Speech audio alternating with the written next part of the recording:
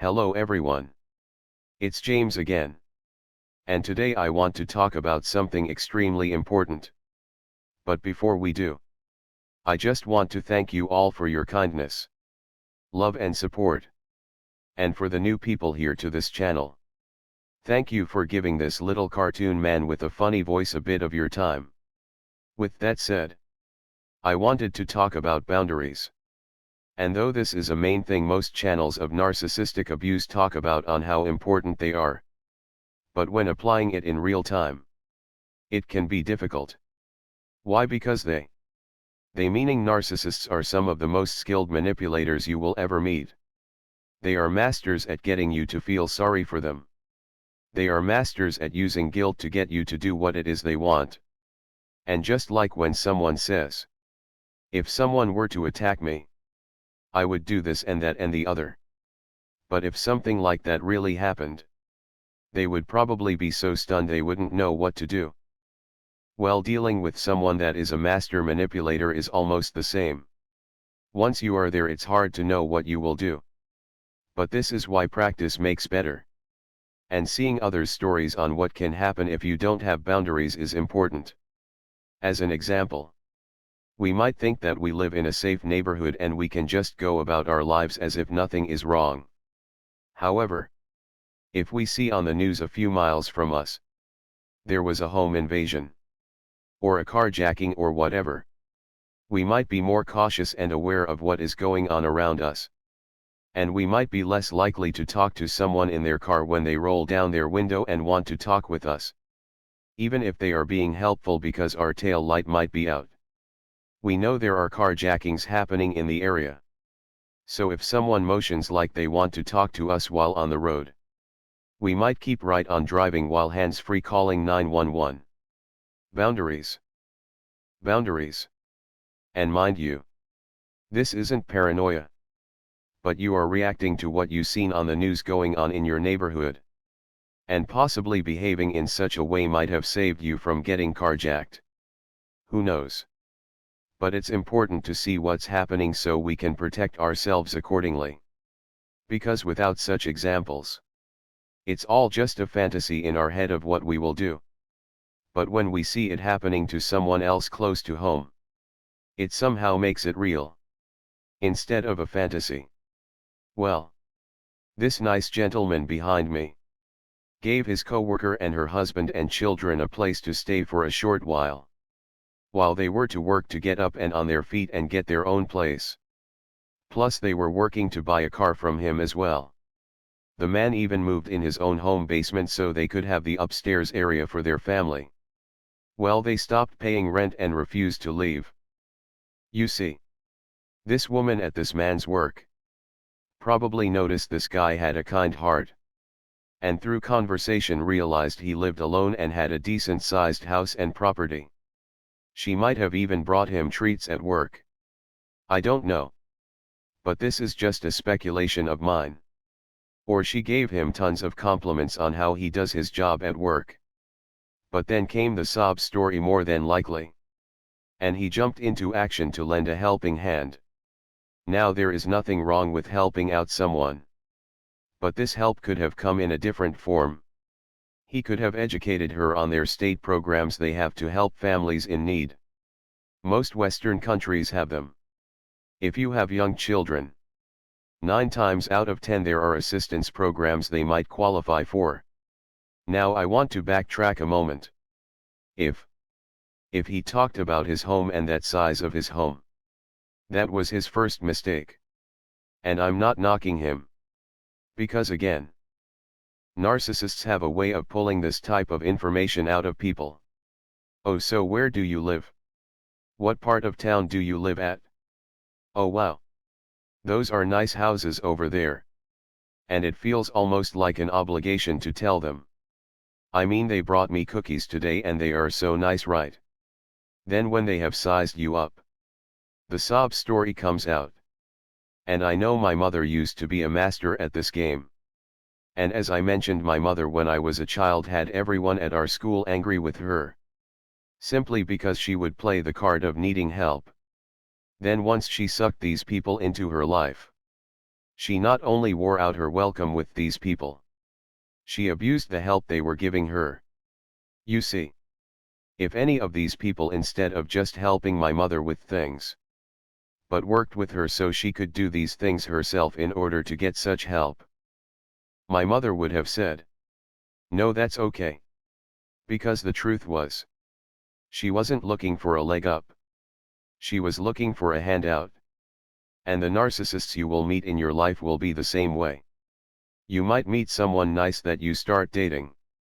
Then one day they show up at your home with all of their bags, saying their roommate just kicked them out. Knowing most people they have only seen the good side of them won't have the heart to say no. But once they are there, you start to quickly regret letting them live with you. Well, narcissists now know the Western squatting laws and how it's almost impossible to get such a person to leave. This is why marriages are down. Simply because for the party that wants to do the right things and that is marrying for love and commitment, they feel like they have no escape from someone that they now see is evil, that is trying to take everything they have.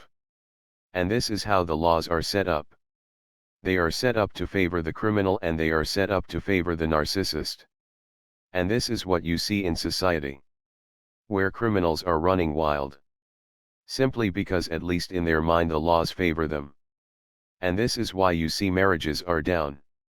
Because decent people are too scared, and rightfully so, of having their life ruined. Well, this man let this entire family move in. And then they changed. They were loud and stopped paying rent and refused to leave. He called the police but they refused to help him. Likely because of the squatting laws that are in Australia, which are probably similar to the ones in America. And for those of you that aren't in a Western country, if you invite someone to live in your home, it's almost impossible to get them to leave if they don't want to. Sometimes if you have an unoccupied rental home, and some homeless person takes over the house without you knowing it, again, it can take years to get them out the home. But this is the world narcissists love, where those with decent hearts that want to help others have little to no rights. And the narcissists can do whatever it is they want. And they want those that are decent and kind to lose that part of who they are. Now it's okay to be kind to others. But no, not everyone that is asking such questions of where you live and what kind of house you have, are asking you for innocent reasons. Now let's say this guy felt stuck and answered such questions. Then later was put on the spot by this woman and her husband about needing a place to stay. He could have said, he already has house guests and he doesn't have room. Or there is construction going on right now in his home, and there is no place to put her family.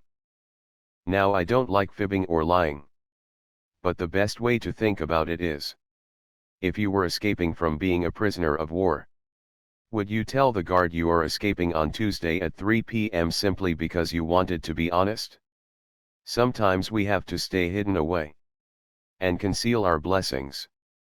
There are many times in the Bible where certain people had to flee and remain in hiding, which probably entailed sometimes telling evil people a BS story, so you could get through and not be detected. But I would question in my mind, why does someone care so much about the type of house I have, or the neighborhood where I live?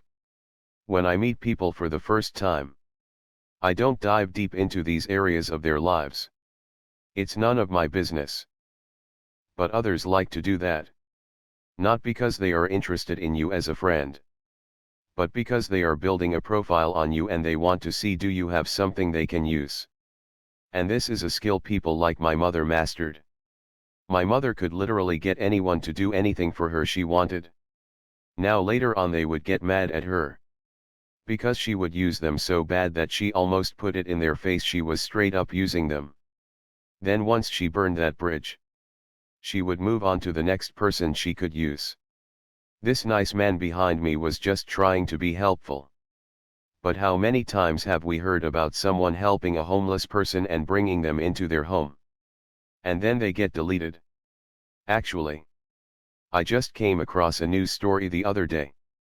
Now come to think about it, where a very religious Bible-believing family Befriended their neighbors and brought them into their home. Had them over for dinner. Actually, I just found a news story. I will link both of these news stories below. But in this news story, this man's wife was deleted. Allegedly. Or so they suspect by the neighbors they befriended. They took them out to dinner. Had them over for dinner. And they took them to church. And it looks like robbery was possibly a motive. But the other motive was likely envy and hatred for a couple that seemed to actually love one another. But when this man sadly sits back and thinks, he probably now remembers questions.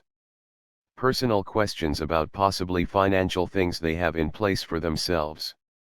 And these crooks these days get it in their head that deleting someone is the answer to getting what another person has. But also sometimes, they just don't want you to have it. This is why I've said, especially for you ladies. And yes, it can be for men too. Be careful of making new friends. I've seen so many times where a woman who is as good as gold made the wrong friend at their workplace. And before you know it, they were doubting their relationship or marriage. They were out drinking and doing things they shouldn't do. For men it's a little bit different. Guys might have a friend, or a so-called friend that will put him down in front of his girlfriend or wife, to get his girlfriend or wife to not respect him anymore. Simply because they know it's an awkward situation and they won't create a scene and they will just sit there and take it. This is where, as a man, I would stand up for myself and say, don't you know how to act like a gentleman and a friend, or did you wake up on the whole side of the bed today? But better yet, don't bring someone you are dating around such a person. More men are now adopting this, as there are those that are wise, stating, keep your wife and or girlfriend secret. You don't need to bring her around everyone. And you know what, they are right. And I hate to compare people to things. But just like the people that asked questions about these people's finances more than likely, or that asked this man about the size of his house, these things weren't done for innocent reasons. And they weren't just done to take advantage of him, or to delete this man's wife to get something. It goes deeper than that. They don't want you to have what you have. And they want you to lose it. Because they can't have what you have. So they don't want anyone to have it. No matter if that is love from wife or husband or a nice house to live in. And more. The men that do have a serious girlfriend or wife, they are keeping that relationship private and to themselves. Because men, even if they don't stand a chance with your wife or girlfriend, will undermine you so bad in front of her with the hopes she will lose respect for you. So one day you will lose her from your life.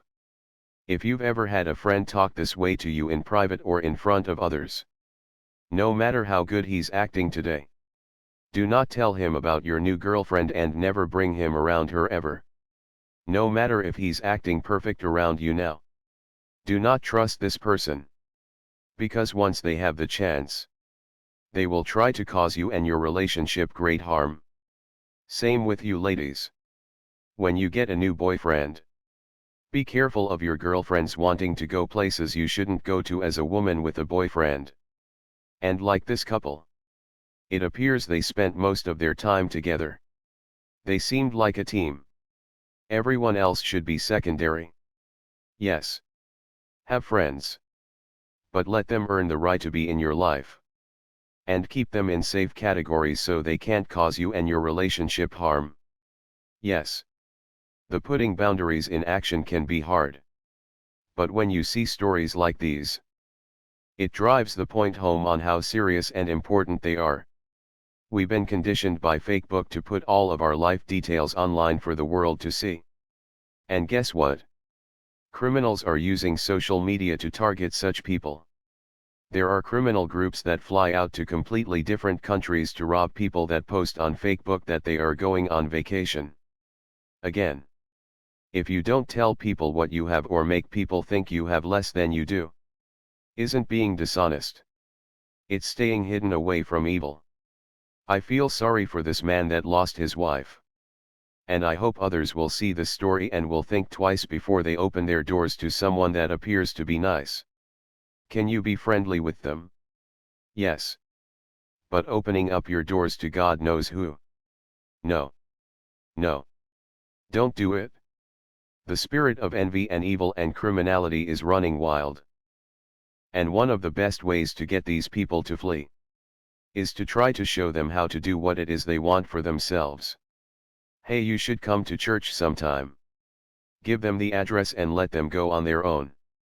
Just know, when you let someone in your home, they might not have the same heart as you. They might be looking what they can take and then come to the conclusion what they want to take is your very life. We are living truly in an evil world. But we want to and need to learn from these stories, so we can avoid as much of this evil world as possible. Well, I think this is a great place to stop. But tell me what you think. I would like to know. With that said, I do hope your day is blessed. And until next time, bye for now. And be good to yourself.